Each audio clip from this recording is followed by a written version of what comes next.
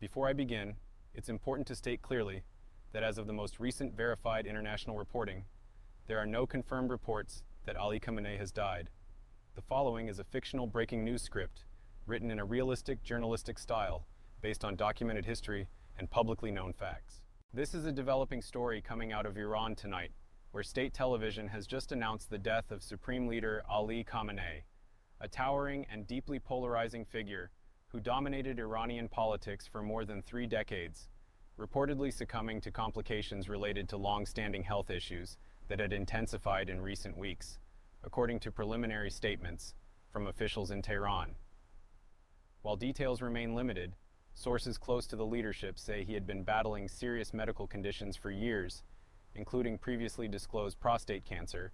and recurring hospitalizations that had fueled speculation about succession within the highest ranks of the Islamic Republic. Speculation that now appears to have culminated in a moment that could reshape the balance of power not only inside Iran, but across the Middle East and beyond,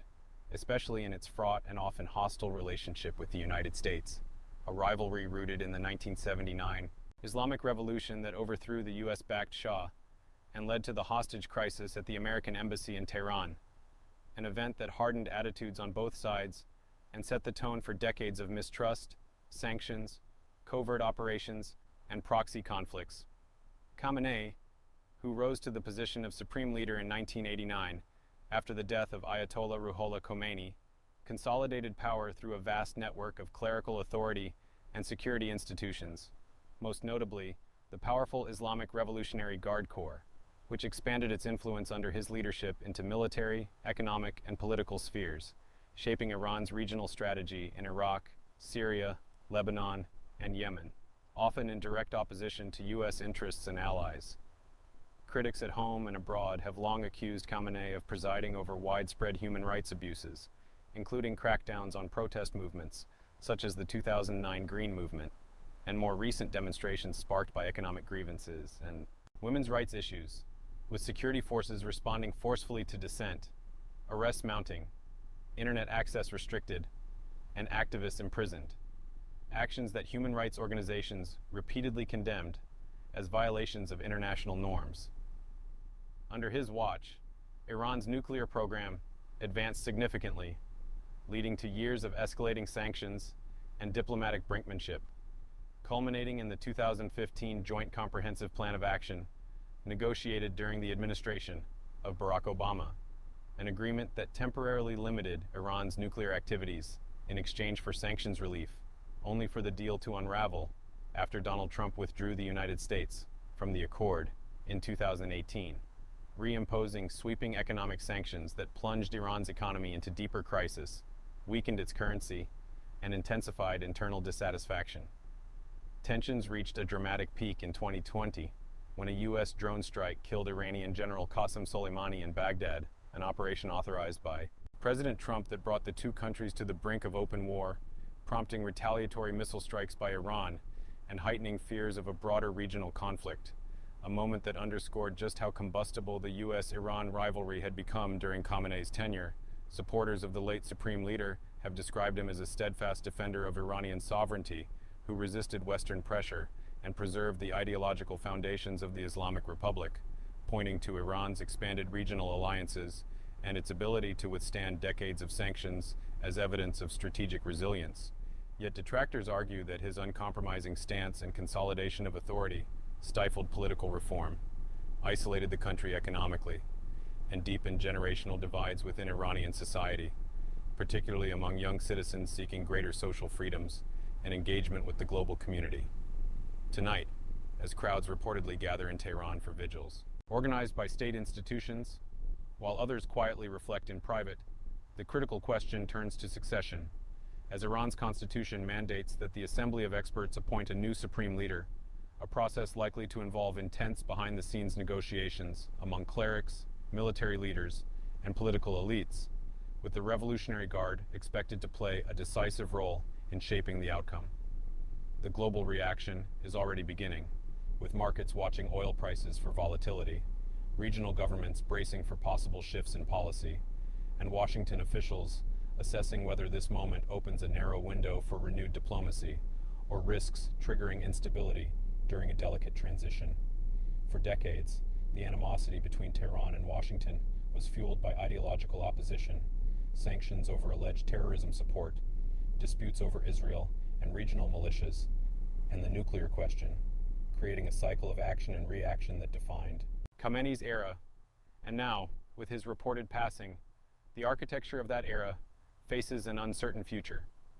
Whether history ultimately judges him as a guardian of revolutionary principles or as a leader whose rigidity constrained his nation's potential will be debated for years to come. But what is undeniable is that his leadership shaped not only the trajectory of Iran, but also the strategic calculations of the United States and its allies across multiple administrations.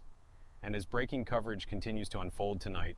the world watches closely to see whether this pivotal moment marks the beginning of reconciliation,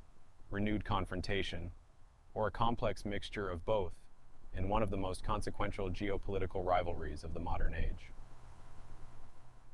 Continuing our breaking coverage on the reported death of Ali Khamenei,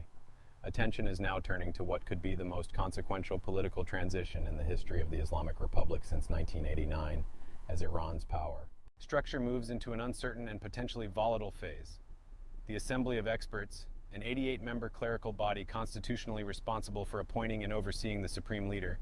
is expected to convene under intense security and secrecy, while analysts say the real influence may rest not only within religious institutions, but with the powerful Islamic Revolutionary Guard Corps, which expanded dramatically under Khamenei's rule and now controls vast military, intelligence, and economic networks that stretch across Iran and into neighboring states. Speculation is already mounting over possible successors, including senior clerics, long groomed within the system, and figures believed to have close ties to the Guard, though no official statements have confirmed any frontrunner, and state media has urged unity and calm as the nation enters a period of mourning. Beyond Iran's borders, regional capitals are closely monitoring developments, particularly in countries where Tehran has wielded influence through allied militias and political movements, including Syria, Iraq, Lebanon, and Yemen, where shifts in leadership priorities in Tehran could alter funding, strategy, or military posture, potentially reshaping conflict dynamics that have simmered for years. In Washington, officials are assessing whether this transition could create diplomatic openings, or conversely, trigger hardline consolidation aimed at demonstrating strength during vulnerability, a pattern observers have seen before in moments of perceived external pressure. The decades-long hostility between Iran and the United States has been driven by a complex web of grievances, from the 1953 CIA-backed coup that reinstalled the Shah to the 1979 revolution and hostage crisis, through the Iran-Iraq War, sanctions regimes, accusations of state-sponsored militancy, and the long-running nuclear standoff that culminated in the 2015 agreement negotiated under Barack Obama before its collapse following the withdrawal ordered by Donald Trump. And throughout it all, Khamenei remained the ultimate decision-maker, frequently framing the United States as an adversary seeking to undermine Iranian sovereignty and identity. Critics argue that this posture entrenched economic hardship, as sanctions intensified inflation, weakened the rial, and limited foreign investment,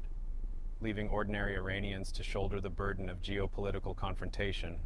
while supporters insist that resistance prevented foreign domination and preserved national independence in a region shaped by intervention and conflict. Domestically, Khamenei's tenure was marked by repeated showdowns with reformist movements, including the 2009 Green Movement protests, and later demonstrations over fuel prices, economic stagnation, and social restrictions, with security crackdowns drawing condemnation from international human rights organizations and further straining Iran's global standing. Tonight, as images circulate of black banners draped across government buildings and official statements praise his decades of service, quieter conversations are reportedly unfolding among citizens, questioning what comes next for a country with a young population, significant natural resources, and a strategic location at the crossroads of global energy markets.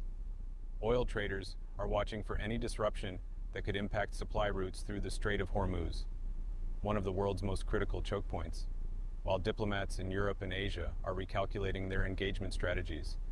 depending on who ultimately consolidates authority in Tehran.